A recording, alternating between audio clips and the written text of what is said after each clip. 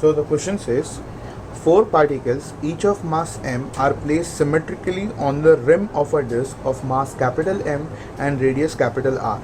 The moment of inertia of this system about an axis passing through one of the particles and perpendicular to the plane of the disk is.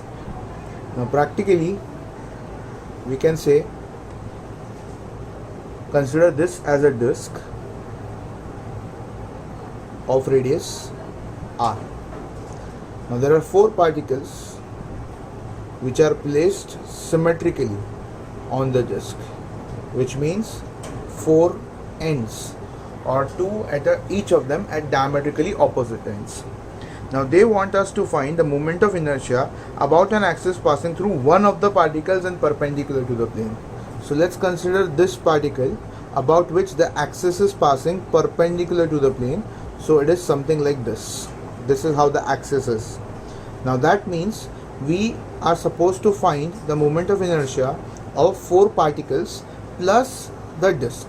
So let's say first the moment of inertia for disk is going to be the moment of inertia for the axis passing through the center and perpendicular to the plane of the disk plus mh square by parallel axis theorem.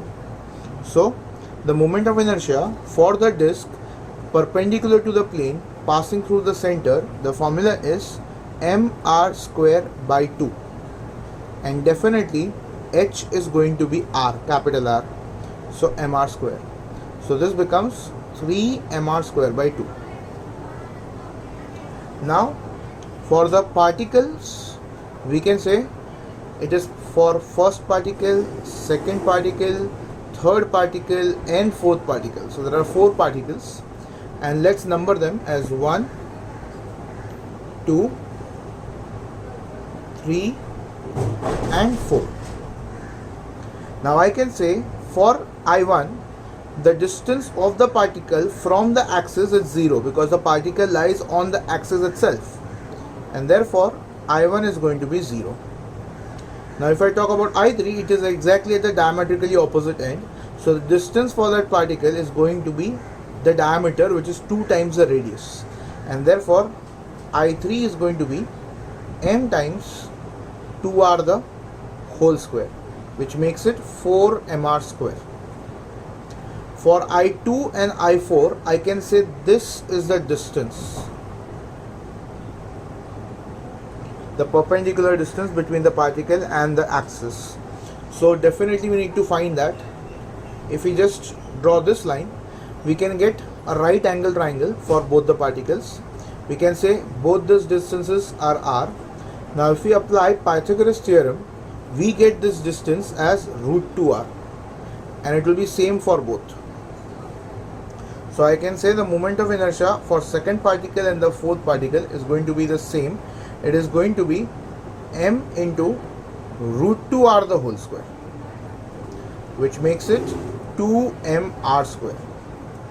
So now if I add all of them over here, I get the particle moment of inertia as 0 plus 2 mr square plus 4 mr square plus 2 mr square. The total will be 8 mr square.